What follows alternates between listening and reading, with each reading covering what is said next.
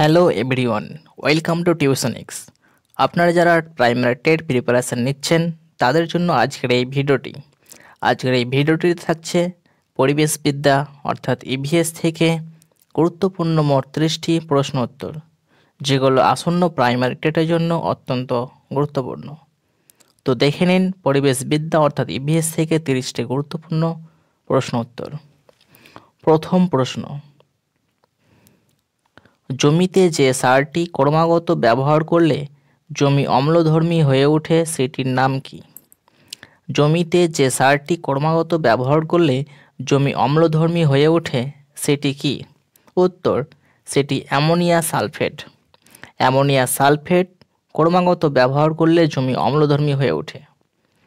এর পরের প্রশ্ন, পরিবেশ সুরক্ষা আইন কবে প্রণয়ন করা হয়? পরিবেশ সুরক্ষা আইন কবে প্রণয়ন করা হয়? উত্তর, 1986 সালে। 1986 সালে পরিবেশ সুরক্ষা আইন প্রণয়ন করা হয়। এর পরের প্রশ্ন,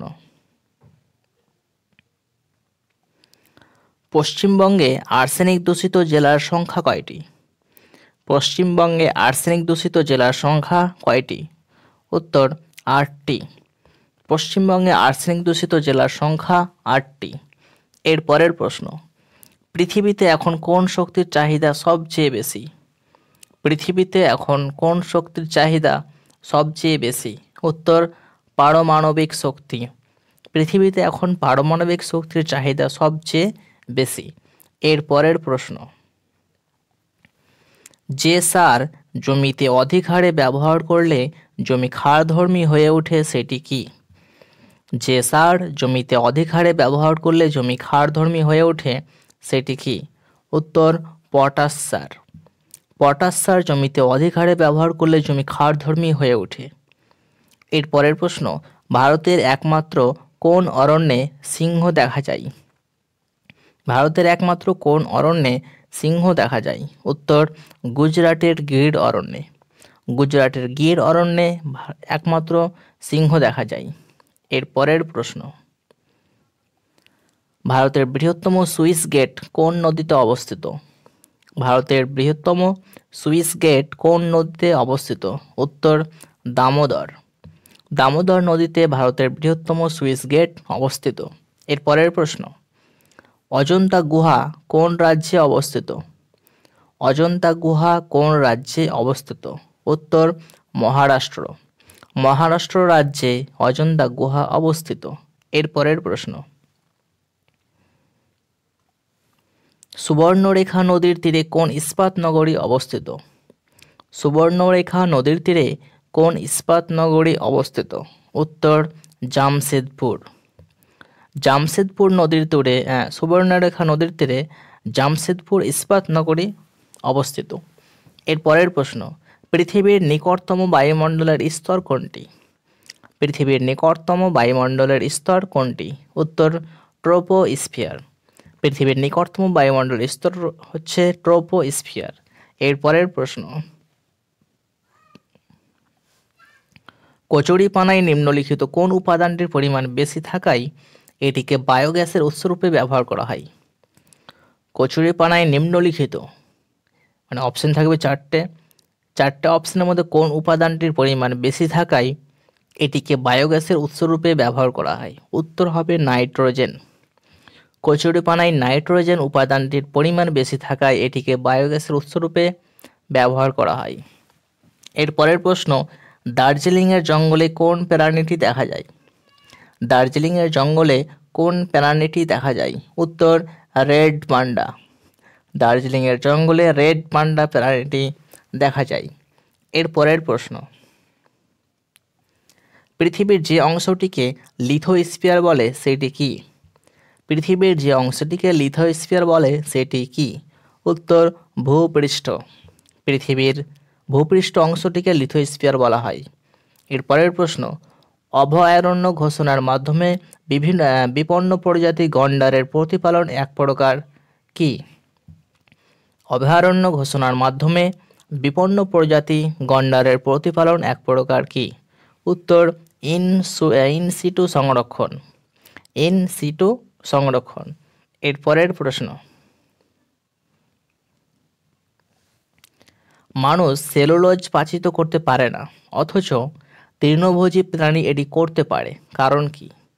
মানুষ সেলুলোজ পাচিত করতে পারে না, অথচ তৃণভোজী প্রাণী এটি করতে পারে, কারণ কি? কারণ তৃণভোজী প্রাণীদের পৌষ্টিকনালীতে অবস্থিত ব্যাকটেরিয়া সেলুলোজকে পাচিত করে। তৃণভোজী প্রাণীদের পৌষ্টিকনালীতে অবস্থিত ব্যাকটেরিয়া সেলুলোজকে পাচিত করে, তাই তৃণভোজী প্রাণী পাচিত করতে পারে। এরপরের প্রশ্ন, বর্ষাকালে সাধারণ লবণ বা NaCl জলীয় বাষ্প শোষণ করে জলে দ্রবীভূত হয়, কারণ কি? বর্ষাকালে সাধারণ লবণ জলীয় বাষ্প শোষণ করে জলে দ্রবীভূত হয়, কারণ কি? উত্তর, NaCl অর্থাৎ সাধারণ লবণে অশুদ্ধি হিসেবে MgCl2 CaCl2 থাকে। সাধারণ লবণে অশুদ্ধি হিসেবে MgCl2 CaCl2 থাকে। এরপরের প্রশ্ন, কোন তথ্যটি সঠিক নয়? চারটি অপশন থাকবে, এই চারটি অপশনের মধ্যে কোন তথ্যটি সঠিক নয়? তো উত্তর হবে ভিটামিন ই এর অভাবজনিত রোগ, হেমারেজ বা রক্তক্ষরণ। ভিটামিন ই এর অভাবজনিত রোগ, হেমারেজ বা রক্তক্ষরণ, এই তথ্যটি সঠিক নয়। বাকি যে তিনটি অপশন থাকবে ওই তিনটি অপশন সঠিক হবে। এরপরের প্রশ্ন, একটি বলকে উপরের দিকে ছোড়া হলো, উপরের দিকে ওঠার সময় বলটির কি হবে? একটি বলকে উপরের দিকে ছোড়া হলো, উপরের দিকে ওঠার সময় বলটির কি হবে? উত্তর, স্থিতিশক্তি বাড়বে। একটি বলকে যখন উপরের দিকে ছোড়া হবে, উপরের দিকে ওঠার সময় বলটির স্থিতিশক্তি বেড়ে যাবে। কোন প্রাণীটির মুক্ত সংবহন তন্ত্র দেখা যায়? কোন প্রাণীটির মুক্ত সংবহন তন্ত্র দেখা যায়? উত্তর, আরশোলা। আরশোলার মুক্ত সংবহন তন্ত্র দেখা যায়। এরপরের প্রশ্ন, কোনো মানুষের রক্তে যদি কার্বন ডাই অক্সাইডের ঘনত্ব বৃদ্ধি পায়, কোনো মানুষের রক্তে যদি কার্বন ডাই অক্সাইডের ঘনত্ব বৃদ্ধি পায়, তাহলে শ্বাসকার্য কি হবে?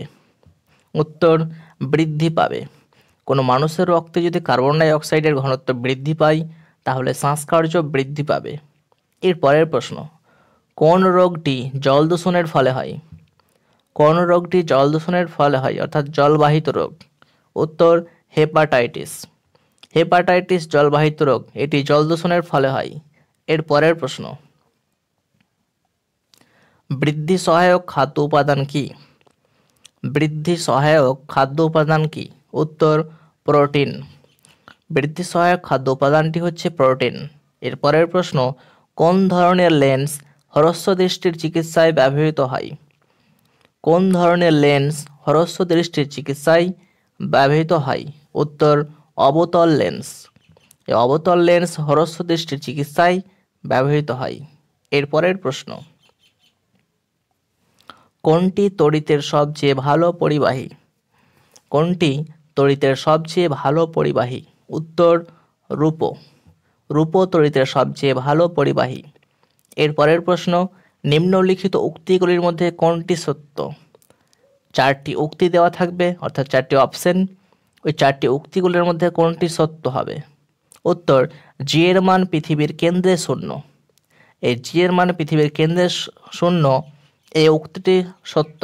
বাকি যে তিনটি থাকবে উক্তি, ওটি ভুল বা মিথ্যা। এর পরের প্রশ্ন, আপনি একজন শিক্ষিকা হয়ে শিক্ষার্থীদের স্যালাড খাওয়ার পরামর্শ দেবেন কেন? আপনি একজন শিক্ষক বা শিক্ষিকা হয়ে শিক্ষার্থীদের স্যালাড খাওয়ার পরামর্শ দেবেন কেন? উত্তর, পুষ্টির উপাদানগুলি সংগ্রহের জন্য।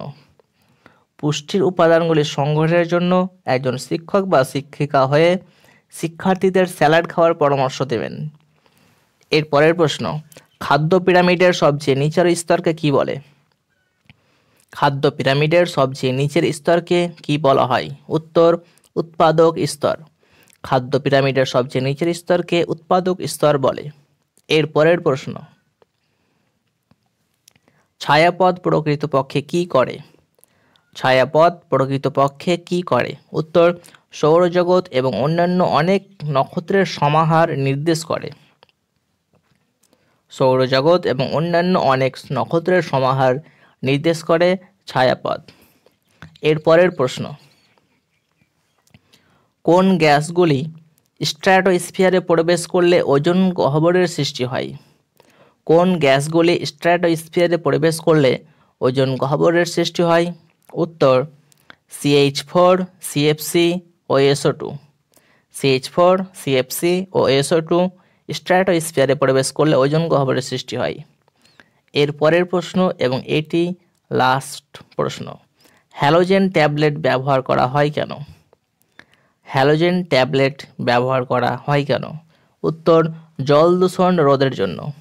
জল দূষণ রোধ করার জন্য হ্যালোজেন ট্যাবলেট ব্যবহার করা হয়। তো এই ছিল আজকের প্রাইমারি টেট ইভিএস অর্থাৎ পরিবেশ বিদ্যা থেকে 30টি গুরুত্বপূর্ণ প্রশ্ন উত্তর।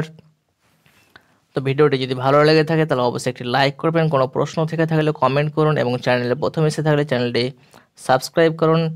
ভিডিওটি দেখার জন্য অসংখ্য ধন্যবাদ। দেখা হচ্ছে নেক্সট ভিডিওতে।